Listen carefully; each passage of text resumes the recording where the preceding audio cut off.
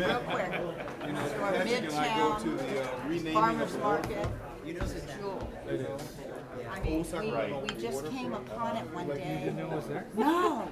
And now it we used go. to be in the Now we parking lot between the Native American Health Center and No, Milton. no. It used to be horrible, and I had to move it to the street to show you. Yeah, and a lot of the vendors said, just Oh wait, no, Kennedy. Yeah. I was thinking of city council. And the smoked salmon. All right, welcome everybody to the August 27th, 2018 meeting of the Regional Transit Board of Directors. Would the clerk please call the roll and establish quorum? Director Budge, Director Hanson, Here. Director Harris, Here. Director Hume, Here. Director Jennings, Here. Director Miller, Here. Director Morin, Here. Director Natoli, Director Chenier is marked as being absent, Director Cerna, Chair Kennedy. Here. With that, we have a quorum at 90 votes. This meeting of the Sacramento Regional Transit District will be cablecast without interruption on Metro Cable 14, the local government affairs channel. Tonight's meeting will air on Wednesday, August 29th at 2:00 p.m. and replayed on Thursday, August 30th at 9 a.m. and webcast at www.sacmetrocable.tv. It is also closed caption. Members of the audience wishing to address the board should fill out a speaker's card located at the rear of the room and provide it to me or Adam. Please speak into the microphone and state your name for the record. We would appreciate everyone turning off their cell phones. Okay, would you please stand and join me in the Pledge of Allegiance? I pledge allegiance to the flag of the United States of America and to the republic for which it stands, one nation, under God, indivisible, with liberty and justice for all. Okay, Chair Kennedy, I've just been informed that Director Budge will not be attending this evening. Thank you. With that, we have the consent calendar items 1 through 7, and you do not have any speaker cards on any of those items. Second. Hang on. Okay. All right, we have moved by Mr. Jennings and second by Mr. Miller. Was that it? Or? Okay, there we go. So all those in favor? Aye. Opposed? Abstained? Thank you. Motion carries at 90 votes. Public addresses the board on matters not on the agenda. All right, we have two cards. First is Mr. Barnbaum. Yes. Thank you, Chair Kennedy and members of the board. Last board meeting, a presentation was made to you about the 2018-2019 season schedule for the Sacramento Kings and some quick highlights that accompanied the release of it when it was released 3 days before the last board meeting. Since then, time has been made available to actually bring each and every one of you and the audience in the back of the room a hard copy schedule of every regular season contest. Tonight, though, in context, what I wanted to do in presenting it to you is kind of in workshop form, tie this into things you're going to discuss later in the agenda, but use this as a tool to form business partnerships to help you and regional transit as a company to increase ridership, particularly because we know what the news is. Ridership is strong during the peak commute hours, but is declined on evenings, weekends, and off-peak hours. This is a tool that has events happening during the times of more recent ridership declines. And forming a good business partnership using this as a tool can help regional transit achieve some of the ridership back that it perhaps had previously lost. Now, to help you, if you were to ask, well, who would be the best people from this sheet of paper that you could meet with to forge such a partnership. So I'm here to tell you some of the highlights of the folks that you could meet with. You could meet with President John Reinhardt, Chief Operating Officer Matina Kolokotronis, Director of Corporate Partnerships Darren Gross, majority owners Vivek Ranadive and Mark Mastroff, and many of the local minority owners that you might be well known in your current business relationships that you have elsewhere. Phil Oates of the Buzz Oates Company, Kevin Nagel, CEO of Sacramento Soccer Entertainment Holdings Corporation, and Mark Friedman of Fulcrum Company, among other places they own Arden Fair Mall. So I think this starts a really good conversation tonight, and hopefully we can continue the discussion under other subtopics when you call item 8 to the agenda. Thank you. Thank you, Mike. Coco Cocozella.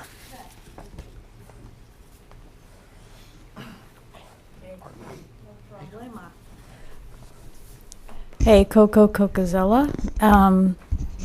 I don't normally talk about the citizen-oriented transit groups I sit in, but I sit in Sacramento Transit Advocates and Riders, STAR, and also SACTRU, Sacramento Transit Rider Union. Following on a bit to what Mike was talking about, when we talk about a ridership on those off-peak hours, one thing I'd like to put forth is that if the service is there might be, if the service is adequate to serve the needs, for instance, there might be increased ridership. It's just it's a thought. It's a thought to put out there. Other thing I wanted to talk about is ridership increase in the respect of the transit-oriented development that a lot of people talk about, the TOD.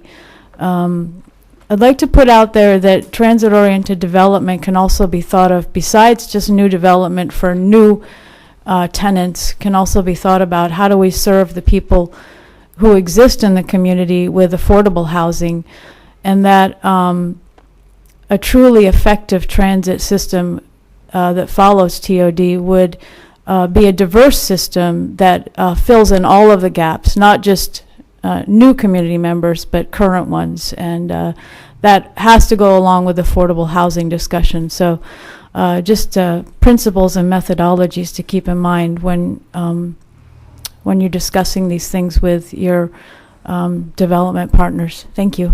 Thank you. Jeffrey Tartagia.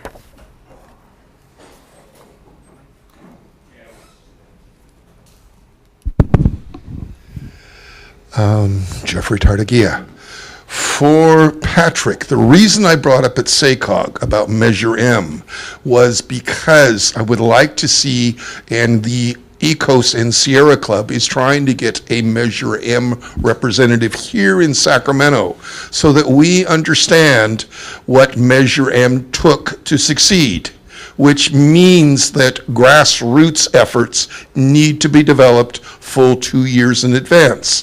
The last board meeting, I was discussing that you need to reach out to the drivers for dealing with Measure 6. Now, if you are going for after an effort, a new measure of transit, that means you should be talking right now to the Kiwanis clubs, to the various other organizations that are important to build your basis for a transportation tax. I don't see that. I hear you're supposed to be doing listening groups. I don't hear the communication going on through there. Now, for Steve Henson and for Jeff, please, I hope that you don't have L Street become the mess that J Street is dealing with your bicycle path. Your P&Q is an excellent bicycle transit. Your J Street is a mess. And, you know, you still are going to undo the complications of that, I suspect, in the future. It's nice to see that 9th Street is finally getting cleaned up. I went to get on the bus today, and of course, the, shall we say, train blocks J Street, so you have to wait, delay, so you have less than 3 to 4 minutes to get from that area down to the downtown station and come back. I do not know whether you're going to allocate, like you've done in the 51, some additional time to realize or find out when Public Works is going to tell you that these things will not be interfering. Those are the things that I think that you as board members, I note in the minutes that it says that, hey, I had a conversation last meeting about fare boxes. I think I made it clear it was the 30 that had problems and the 20 that were added. This time I will bring to you is, do you know how many of the electronic bulletin boards are not functioning? I thank Cindy is that finally I asked for Walker, I talked with Michelle, she turned around and sent me back today, and so we have had already a conversation within 48 hours.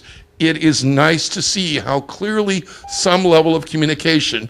Last I will say to Patrick, I hope you've read the book on page 196 of Jarrett Walker's book. It's really interesting to see what that has to say.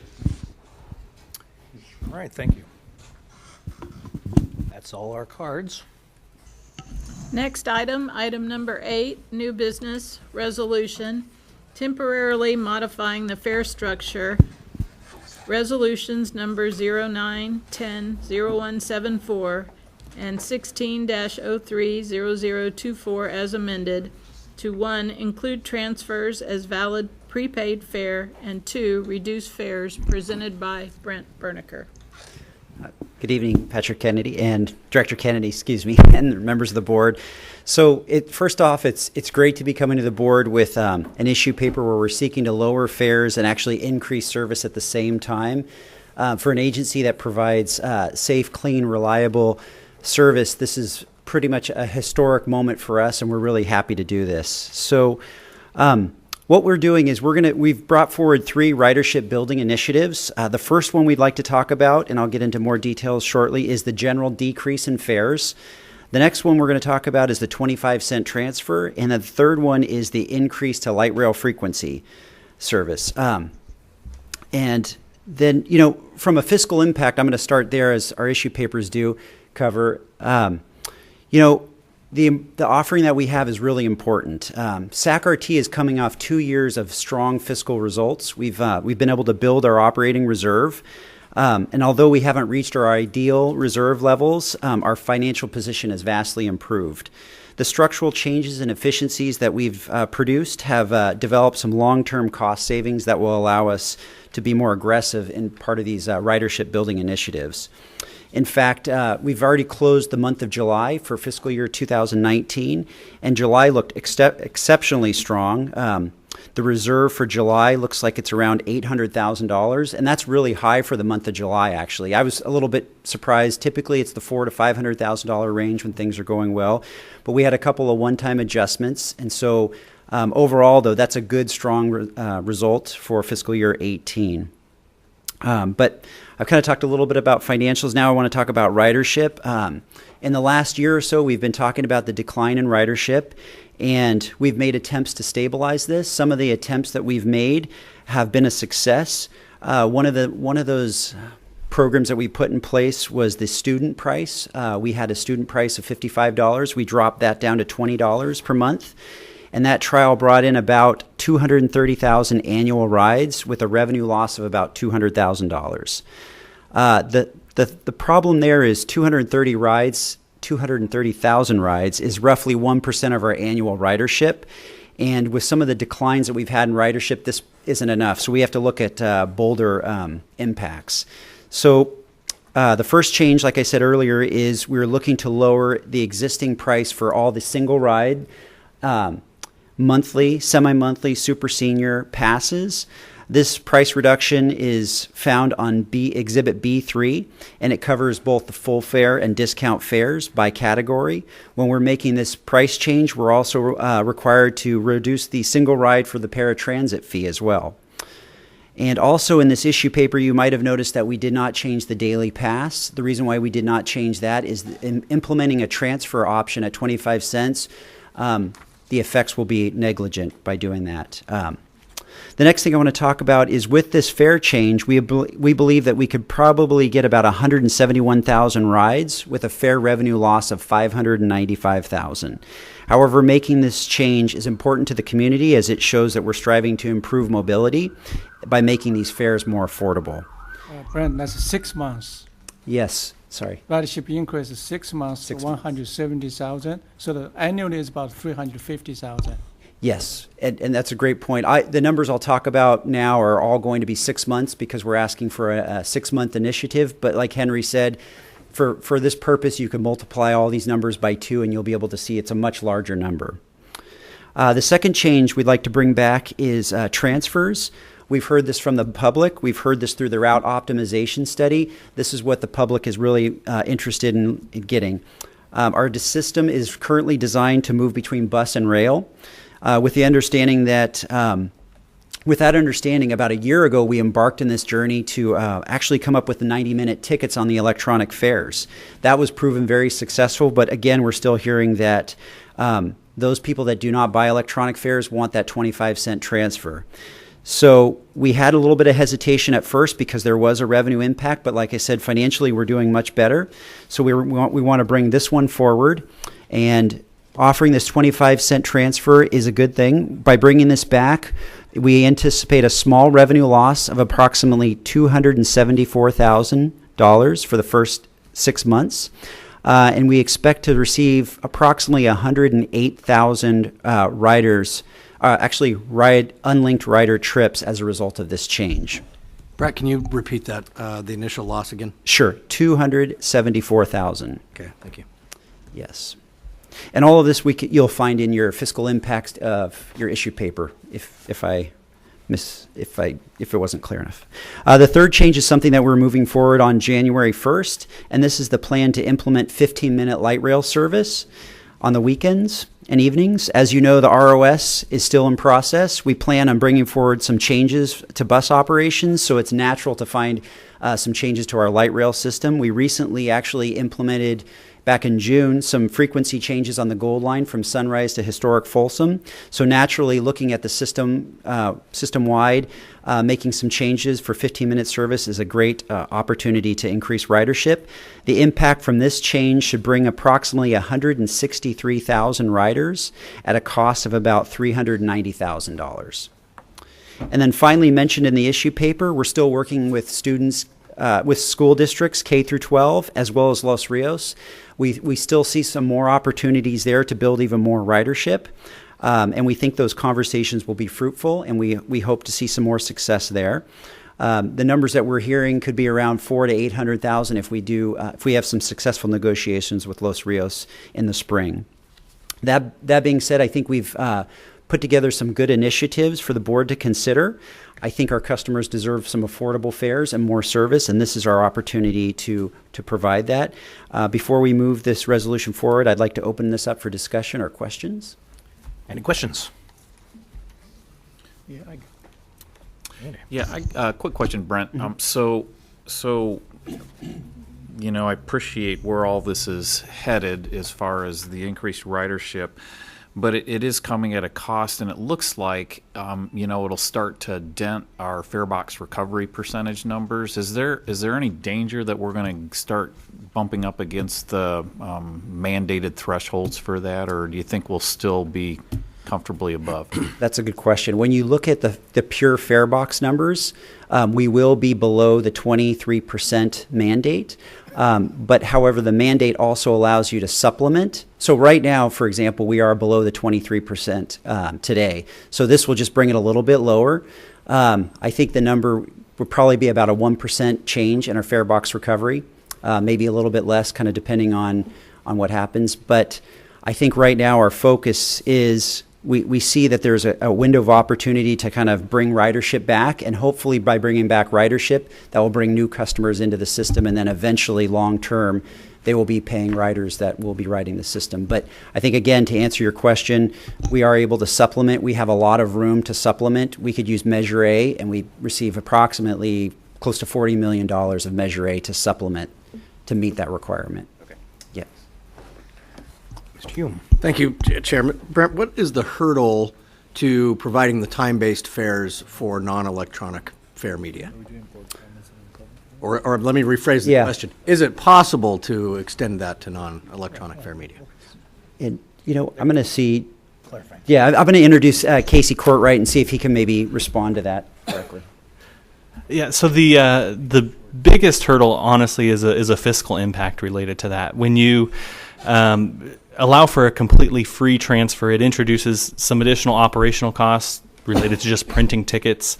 There's operational issues with how do you implement that? Does everybody who walks on the bus and buys the cash fare, do they automatically get a free ticket, transfer ticket printed for them? That's probably the simplest pattern of implementation, but then that introduces potential fraud for an individual who gets the transfer ticket that then could walk out and sell it to the next person on the street. It also begins to erode away at our fare revenue that we receive from monthly passes and daily passes. That's really the biggest financial piece of it. Is there's an assumption that if we have totally free transfers on the way into work and back home, that our monthly pass base fare revenue that we have, many of our state workers, for example, may find it cheaper to switch to a single ride plus free transfer than right now they're riding on a monthly pass. So the combination of those factors, when we're looking at a temporary fare offering, was something that we didn't want to get into for something that's, at this point is a temporary fare offering, I think. So what if we did away with the concept of transfers completely and just went truly to a time-based media, to where if you buy your ticket at 9:30 a.m., as long as you get where you're going by 11 a.m., that's the only media you need to show? Yeah, I think the problem is when you board a bus with a single fare, you pay $2.50, right? So what do we do for those customers? That would be, how would they board with what would they receive for that 90-minute period? It would have to be a transfer, and then we're going into the discussion that. I see. So you pay the $2.50. You don't actually have anything in hand that shows the timestamp of when you just walk to the back to the area in the bus and you sit down, right? And you're not receiving anything.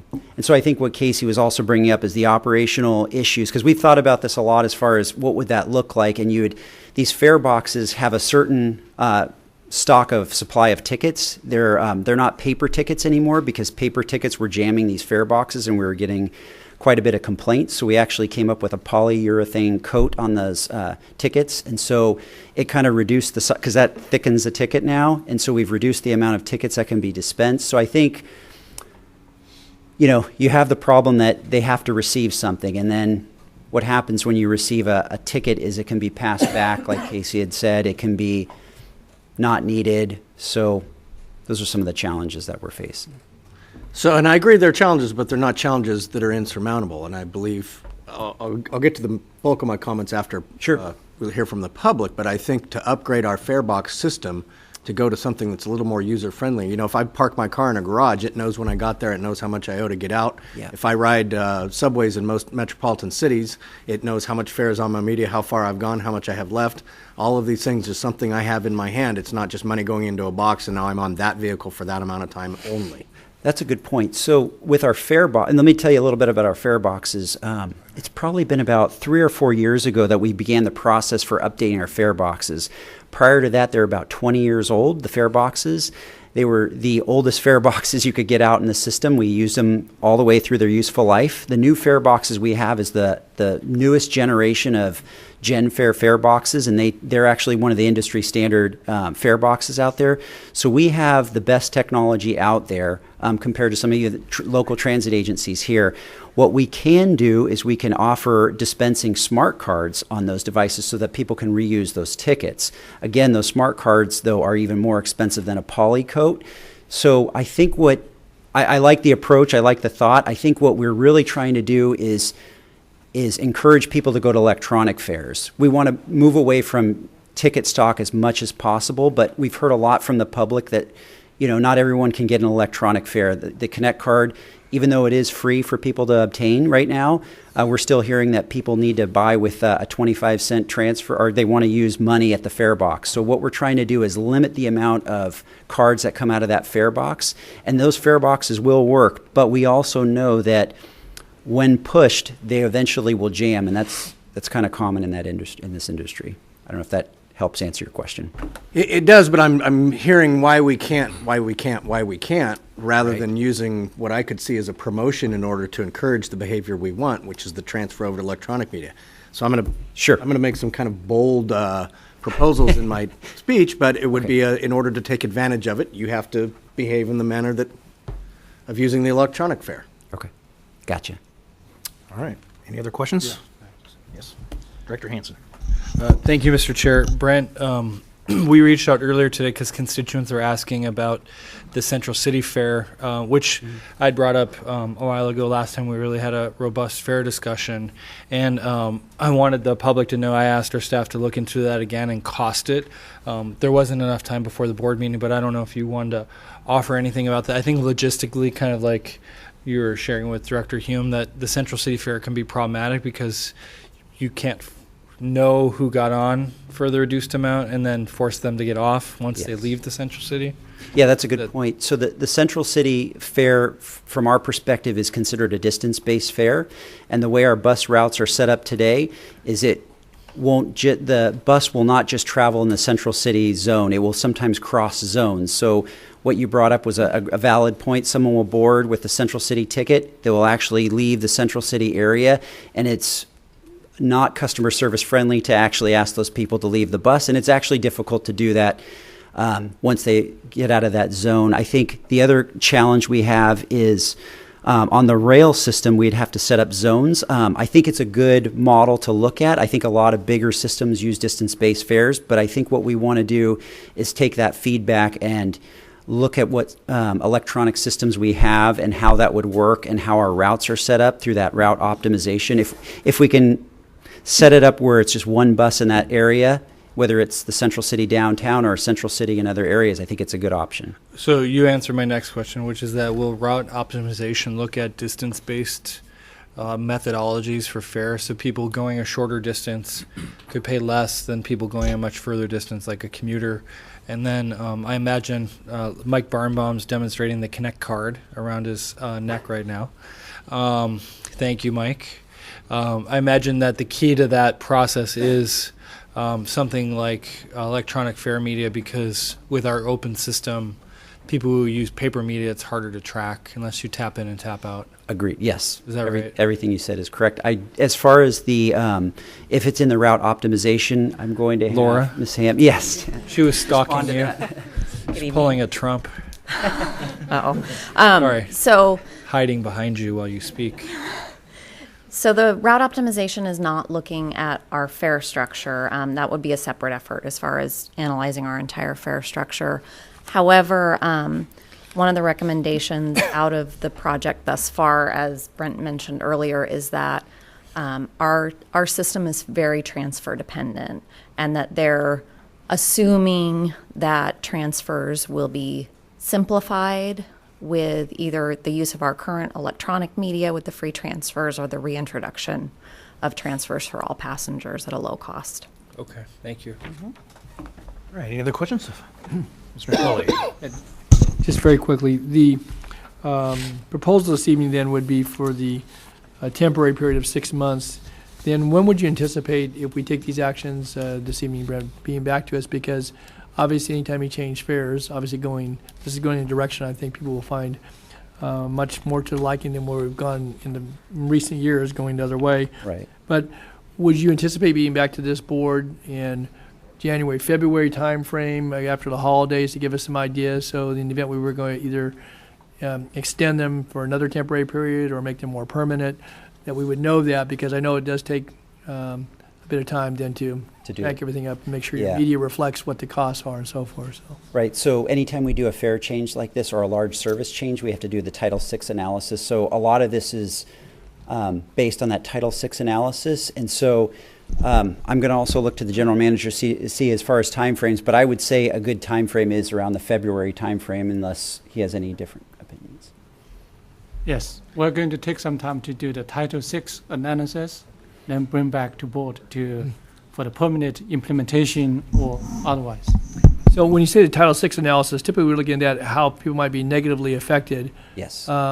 If we're actually increasing hours, reducing fares, adding back transfers to facilitate usage and accommodate passengers, I would imagine that's going to be a fairly simple Title VI exercise this time.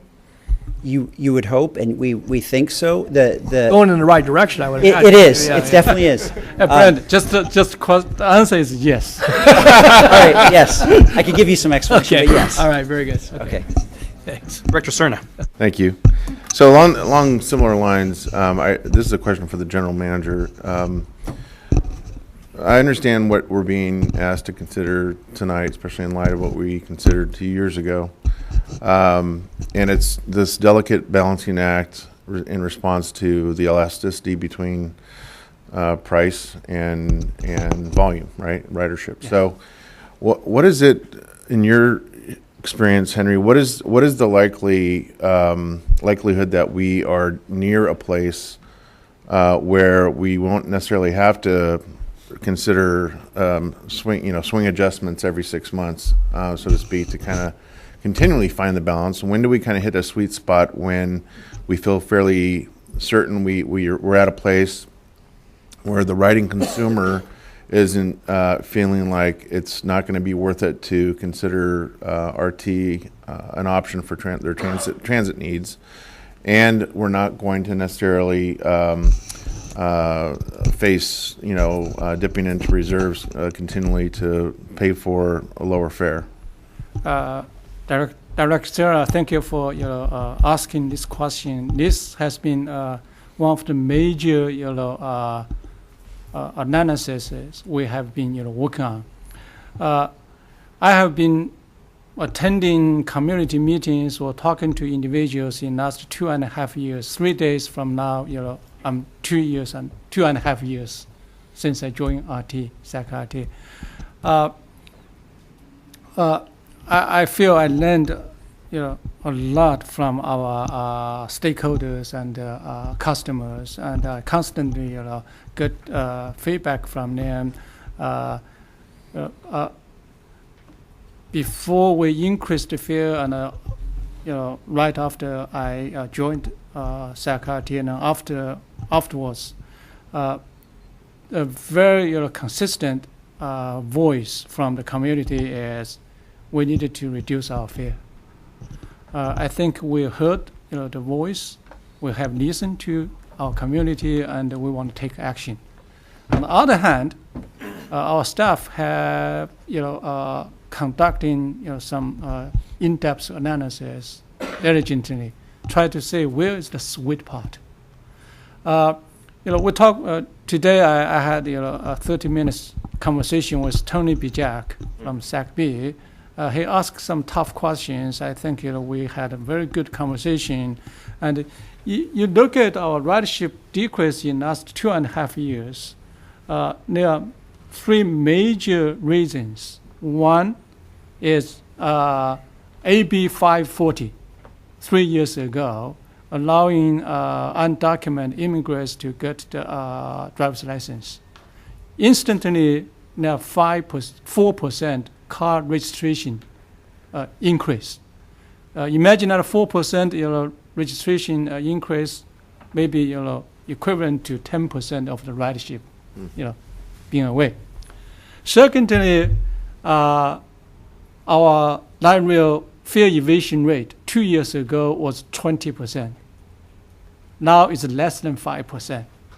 That is a positive trend because 15% of the fare evaders very much either start to buy the tickets or they stay away from the system, which is an equity issue for the all customers. The third reason is fare increase.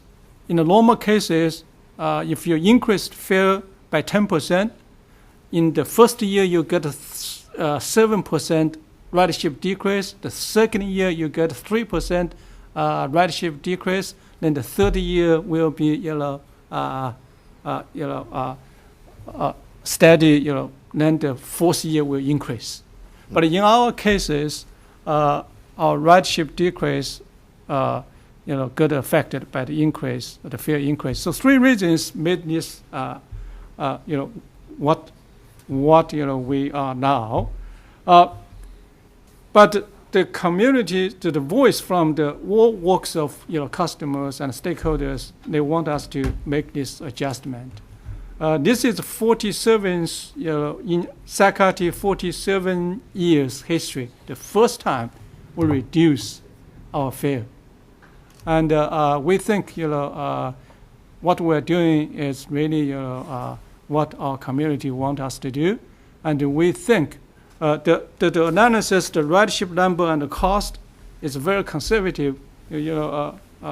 Brent and his staff and the RT team, are very, when we present this type of stuff, we try to be very conservative. We expect about 1.2 million ridership increase annually and the cost less than $2 million. That is very, very, the wonderful return on investment. So we're constantly searching for the sweet part, and hopefully, this is close to sweet part, optimal sweet part, and we're going to continue to analyze this. Very likely we're going to continue in this. 6 months later, we're going to ask board to approve this for permanent initiative. Thank you. Thank you. Okay, any other questions? All right, thank you. Mike Barnbaum. Thank you. Thank you, Chair Kennedy and members of the board. Wanted to speak to this, but especially the part about the fare reduction. And then I did want to address the part in the issue paper about the light rail change in frequency on the weekend. There is a risk, and even a calculated risk, if you will, to take the action before you. But in reading the materials, even discussing it with some of our members back on Friday night in Citrus Heights, it is a tool to help increase ridership. And Ride Downtown 916 feels that it is the right action to take to reduce the fares presented to you. But in fairness to you, the public, and the staff, Monday, February 25th seems to be an appropriate day to come back with this to see how it is going. It is a 6-month temporarily pilot program, and 6 months from now, the last Monday in February, the 25th, as aforementioned, seems to be appropriate on the fare structure. Now, on the frequency of the rail service on the weekend, as you saw and presented to you earlier in the meeting, a tool to help build ridership during evenings, weekends, and off-peak periods. But if you look at it really closely, many of the times you see in what was presented are in the evening and end well into the evening. So we'd like to make a friendly amendment versus what is proposed in the issue paper, and that 15-minute frequency headways be provided on Saturday from approximately 1 p.m. to 1 a.m., and Sunday and holidays, the 15 minutes be from 3 p.m. to 11 p.m. So basically, the last hour of that 15-minute frequency would be virtually the end of the service day for rail. What that would help you do in increasing ridership is that you would no longer have to request operators to run special trains. they will always be regular train service. I hope that helps. Thank you. Thank you. Helen O'Connell.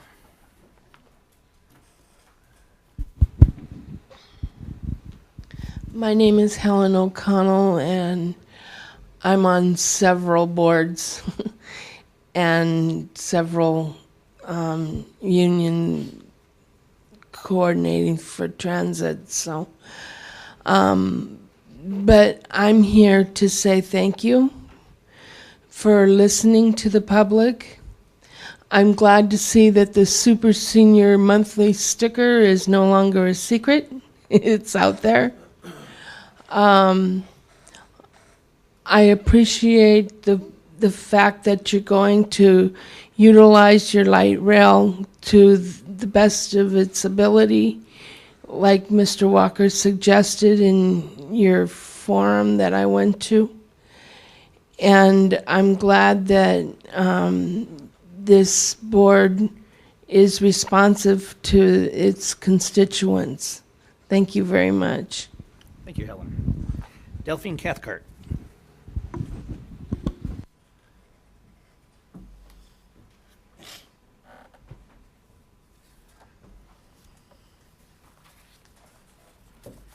Good evening. Thank you for giving me the opportunity to speak. I'm Delphine Cathcart. I'm a member of STAR, Sacramento Transit Advocates and Riders. I'm here to support your support of item 8, the temporary fare decreases, paper transfers, and potential increases in weekend light rail service. In these days of limited resources, fare decreases and service increases are a pleasant surprise. STAR applauds RT's initiative and cost cutting that made these temporary fare decreases and potential service increases possible. STAR thanks RT for its work to make public transit more attractive and useful, and thus build ridership. It is ridership that delivers the economic and environmental benefits to the community. STAR hopes to see these temporary and potential changes become permanent. Thank you. Thank you. Russell Rawlings.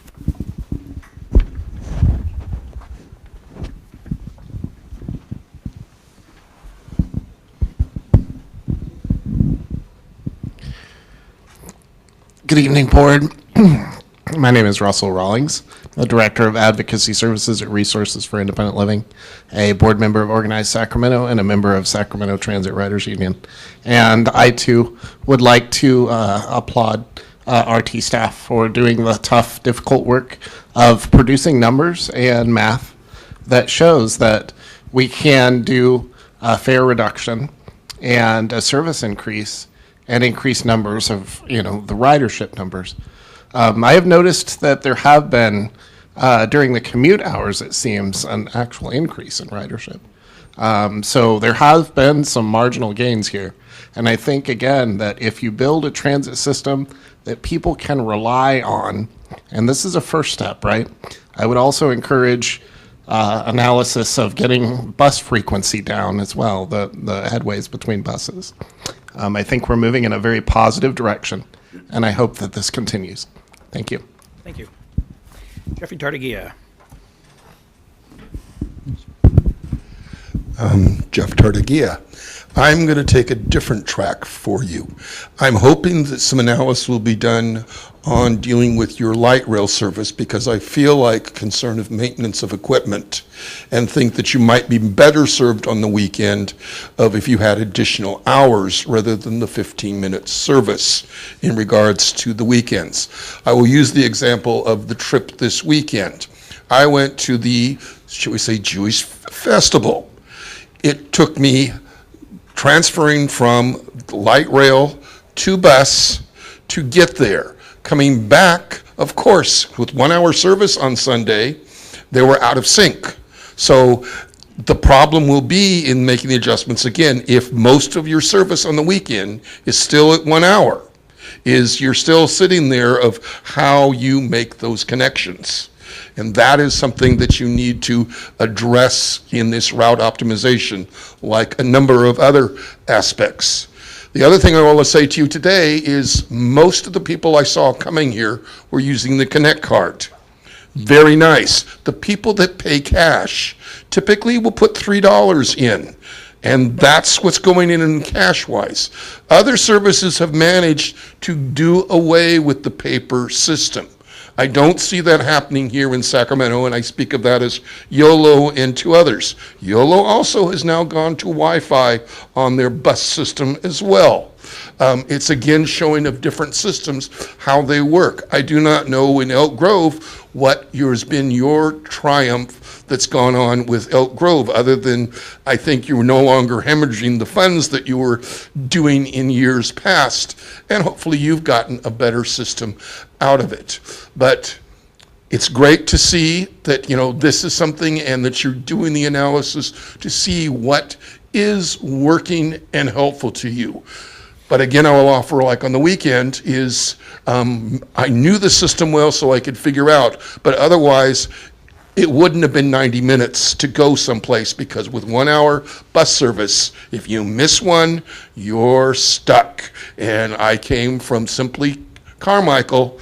That took 45 minutes. The thing was 10 minutes later. They'd already left. So I had to wait for 50 minutes to make the next connection on that. I think you have the same thing happen with other areas as well, that way for the weekend. I like what I did on Saturday in some of the changes for the weekend of east-west connections. It's something that helps. Thank you, Jeffrey. Stephen Barassa. Greetings, I'm Stephen Barassa, Ion Sacramento Transportation Committee Chair. We support this item. It's, regarding the fares, it's a proven formula that there's a direct relationship between fares and ridership. If the fares go up, the ridership goes down, and vice versa. So this is a proven method for increasing ridership. Regarding the transfers, I think that's great as well. There's still a lot of people out there. You know, I like the technology, and some of us, we're on board with that. I like the 90 minutes to get where we're going. I just saw a friend the other day on Facebook who was complaining. He just wanted to get on there and pay his money, and he had to pay 3 times to get, took a train and 2 buses and wound up paying about $11. He was really upset. And I explained the new technology, but, I think this, quarter to get where you're going helps those people who aren't technologically savvy or still doing it the old way. So I think that's good. Regarding frequency is also a proven method to get more ridership. So the light rail frequency increase is a good thing. And, because a lot of times, same thing with the transfers, people just want to show up and get where they're going. They don't want to do all the planning, and frequency helps with that. If you know that a train's going to come in 15 minutes, you don't really have to worry about schedules and all of that. So that's good. And one other item, the Central City fare, I think as a light rail only option would be really good. $1 just to get across town would be great, instead of the $2.50. Also, I hope you do enough public awareness. It's good you talk to the bee and maybe placards or whatever you do to get the word out with these changes. It would only help magnify the impact of this. Thank you. Thank you, Stephen. That's the last card. Mr. Hanson. Thank you, Mr. Chair. First of all, I'd like to thank our staff for doing the work on this. When this board adopted the fare increase, it was one of the worst decisions we've ever had to make, and I know it was very controversial. But at the time, the agency had been depleting its reserves. We had to make leadership changes. We had to make a lot of changes in the organization. I'm so happy that we've not only turned that corner, but to see some of the people speak tonight who spoke. That's a very important sign of confidence, particularly in our general manager. As public officials, we don't expect you necessarily to believe the board, but I think that the staff work is really stellar. And so Brent, Laura, Mark, Henry, everyone who's done this, I probably missed somebody in my little scan. Thank you. The fact that we have a decent reserve again, that we've been able to make some other difficult choices, but also to get the cleanliness, the safety, and confidence back up in the organization is a really good thing.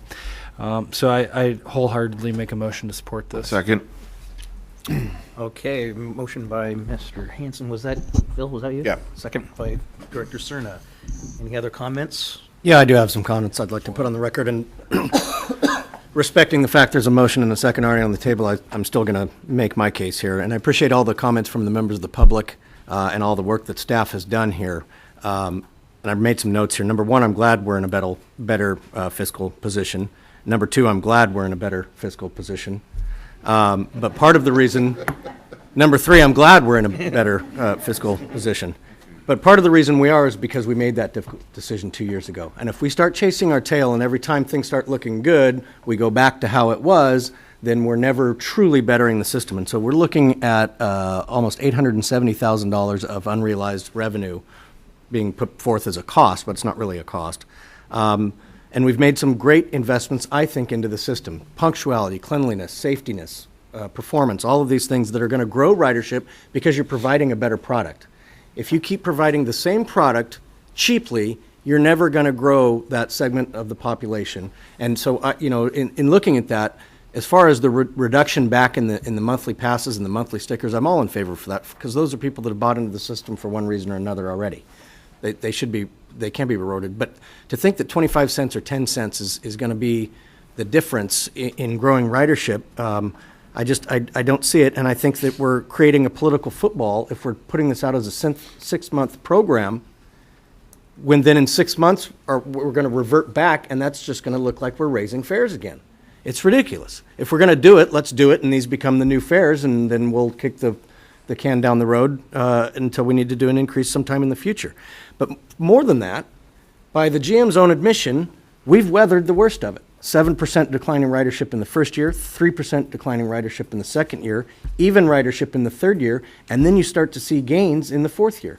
So we're actually selling stock after we've ridden the downward slide rather than holding on to the long term for the ride back up. So that's, I don't think this is the right move, because I think we could do more to provide a better product. Things like upgrade the fare box system so that we can go to distant-based or time-based fares. So that we would advertise that if you have somewhere to be, we guarantee to get you there in 90 minutes or less, or your transfer is free. That's the only kind of transfer you would ever need, is that if we've missed our mark. But here's the big thing. If we want to do a promotion, I say be bold. And either take the rest of the year to figure out how we can offer these better nuances to the product, and or we offer a BOGO till the end of the year. Buy one, get one free. 50% off all fares, whatever it is, because the idea is we're trying to encourage ridership to get on the bus. And so many of those who have left because either they've now been able to register for a car, or gas prices are low, or they felt the system failed them before, if we can get them back on to a new and improved product, then maybe now you truly are growing new ridership. And then I think part of that is that you put out the carrot of, this only applies if you use the electronic fare media or something to wherein you're getting movement over to the behavior that you want to see. And then this, to me, seems a little bit strange in that we're worried that with the transfers or with the time-based fares that people might extend that one fare to ride longer than they should, when just 2 years ago we had people riding the system that didn't pay at all. And so if we're looking at growing ridership, at least we're getting them in the door with a paid fare media. So I'm not in favor of this, because I think all we're doing is ripping a Band-Aid off slowly that we ripped off 2 years ago, when I think we could keep the fares where they are, provide the relief for the monthly and semi-monthly folks, and look at still continuing on the trajectory we're on of improving the product we're delivering, and not chasing our tail financially to where, yeah, we finally have reserves again, but we don't have them at the level mandated by the FTA. So I think that this is a go broke situation. I'm not in favor of it. Director Harris. Thank you, Chair. Pat, I appreciate some of your remarks, and I share the concern that we could end up like a ping pong ball, just going back and forth with fares. Being a 6-month trial program worries me a bit. On the other hand, we are in better shape, and what a difference a couple of years has made. Under the direction of Henry Lee and with the great work of staff, we really have covered a lot of ground. and I appreciate that as well. You know, you talked about markets, and I agree with that kind of analysis, but there's also confidence and level of confidence, and I think that we can capitalize upon a renewed confidence in RT that has been building, and that at this juncture, I'm willing to try this. My sense is that it will make a difference, and that, we're on pretty good footing, certainly compared to even just a year ago. So with the way things are trending, I'd rather do this now than wait until there's a recession that hits us, and see where it leads us in terms of confidence, and see if we can capture a lot more ridership. So I'll be in support. Okay, any other questions? I just wanted to make one. All right. I'm sorry, I forgot to say something earlier, but Pat, you reminded me of it. First of all, your first three priorities of good finances, I think, are what we were doing when we adopted that policy. But one of the other policies that we've constantly tried to do is balance out how we provide quality service to our patrons, right? And I think that because we've been able to turn around our system here, it's only fair that we share some of that opportunity with the people who ride every day. And this is, $800,000 for 6 months. If you annualize it, about $1.6 million a year out of a budget of, Henry, $170 million. $170 million. We saved about more than $10 million. Yeah. So we already put $1.6 million out of $10 million, more than $10 million. So I think, in the overall budget scheme, it's not going to make us bankrupt. But I do think it goes a long way at restoring the usefulness of the system, which was some of the comments, particularly Russell made. Useful transit is important. And the one thing I forgot to mention was the headways, restoring the 15-minute headways on the weekends for light rail. That's really a big deal, too, because weekend ridership on buses and light rail could be much better if we could get our headways down. And that's a function of not only setting the headway, but having the resources to support the headway. But I think it'll bring a lot of riders back who feel less able to move about the community on the weekends. So thank you for that, staff. Chair? Yes, Mr. Miller. I'm going to support this, but because it helps our current riders, and I think that's important. But what I've heard is before we can optimize, and the 15-minute headways goes towards optimizing our system, but our connections and the convenience of riding, I'm looking forward to optimizing our routes, and I think that's going to fall in place, because I'm not certain we'll increase our ridership until we do that and attract new riders, that we cut down on the travel times. People spend, I was just looking at how much someone spends to drive a car. I mean, you got a car payment of $400 and it's $100 for a pass. It's just amazing what they're willing to pay, what I'm willing to pay for convenience. And so I think that's something we really need to work on, not only just fares. Again, I'm willing to see how this goes, but I don't know. I'm not certain. All right, anything else? Okay, we have a motion by Vice Chair Hansen and a second by Director Cerna. Let's do a roll call vote, please. Director Budge is marked as being absent. Director Hansen? Aye. Director Harris? Aye. Director Hume? Nope. Director Jennings? Aye. Director Miller? Aye. Director Morin? Aye. Director Natoli? Aye. Director Chenier is marked as being absent. Director Cerna? Aye. Chair Kennedy. Aye. With that, the motion passes at 96 votes. All right. 86, I'm sorry, 86. Thank you.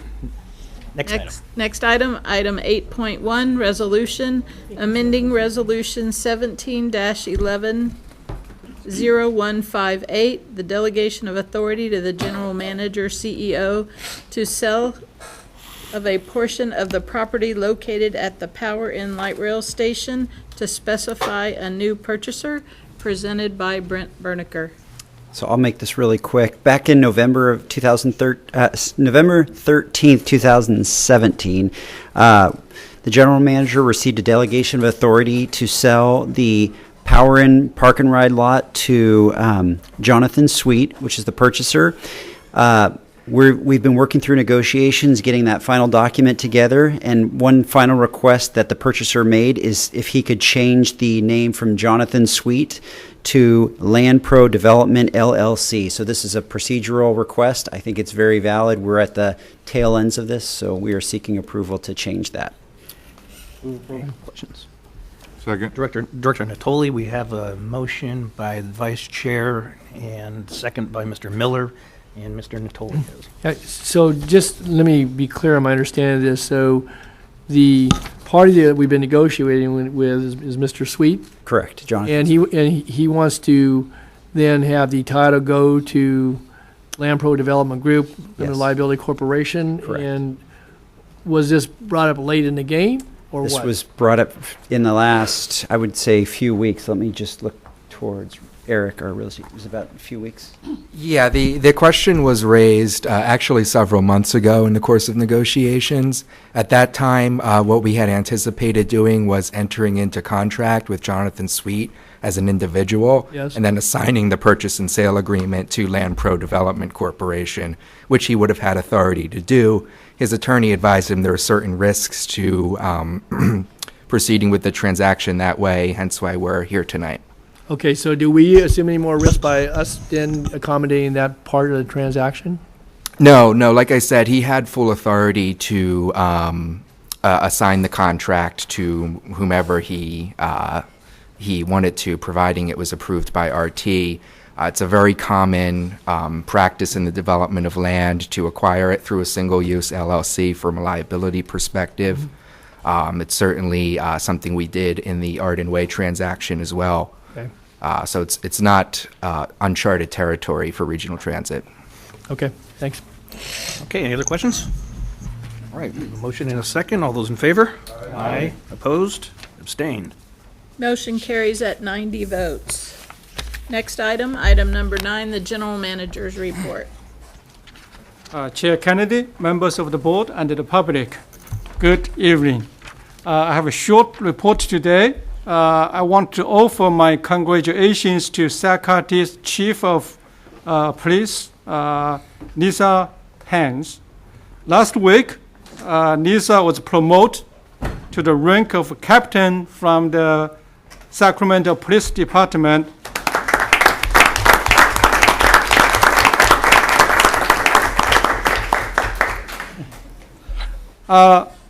Lieutenant Hans has been with Sacramento Police Service since November 2016 and assumed the position of Chief of Sacramento Police Service on June 2017.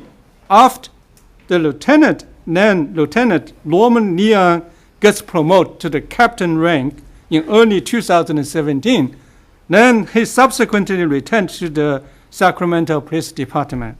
So we lost him.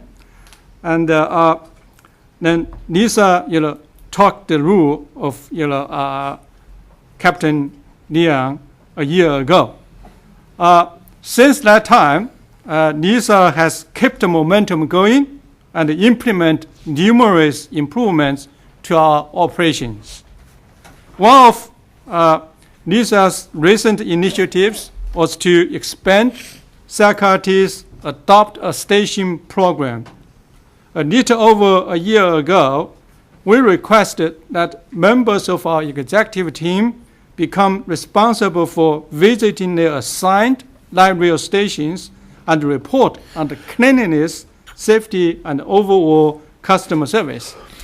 Now, Captain Hans has asked all 25 Sacramento police officers to adopt 2 stations each, and ask all management staff to do the same.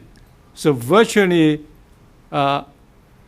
all stations are adopted by not just one person, by multiple people sometimes. So hands off to Captain Hans, and congratulations again. In addition to the expanded Adopter Station program, Sacramento is launching a light rail service appreciation initiative that will kick off in the middle of September, which will last about 1 or 2 months in this initiative. As part of this effort, we have asked all faculty management staff to sign up for various peak times to ride our light rail system. Multiple times. The more our own management staff knows our system and what our customers experience, the better we can improve in the future. Staff will take note of any safety-related issues, the cleanliness of stations and the light rail vehicles, and overall service performance. If a station or train requires cleaning or safety-related attention, staff will send a photo or text to our Alert Faculty app that will alert facilities or police what they need to do immediately. Please keep an eye out for faculty management staff who will be riding with you next month or two. This concludes my short report. I would love to answer any questions you might have. Thank you. Any questions? Just a quick comment. Yes, Mr. Natoli. Thank you, Mr. Chair. Just a quick thank you to Henry and to RT staff. I had a party who uses the bus quite frequently who noticed that a bus bench had been taken out by a car accident. It had been out for some time. Henry and staff responded very quickly, and I told Henry last week that the person was pretty amazed at how quickly, once it was brought to folks' attention, I think it was in the works, but when it got replaced. And so I told Henry, on that day, I know he had at least one very, very happy rider, so in addition to the happy riders. So anyway, thank you so much for your good work and all the folks that responded on that. Thank you. Any other questions? All right. Are there any board reports, ideas, or questions? Board? Does not appear to be. Okay, next is the announcement of closed session items. Conference with labor negotiator pursuant to Government Code Section 54957.6, District Negotiator Henry Lee, Employee Organization, MCEG. And it's my understanding there will not be a report out. Okay, then with that, we will recess to closed session.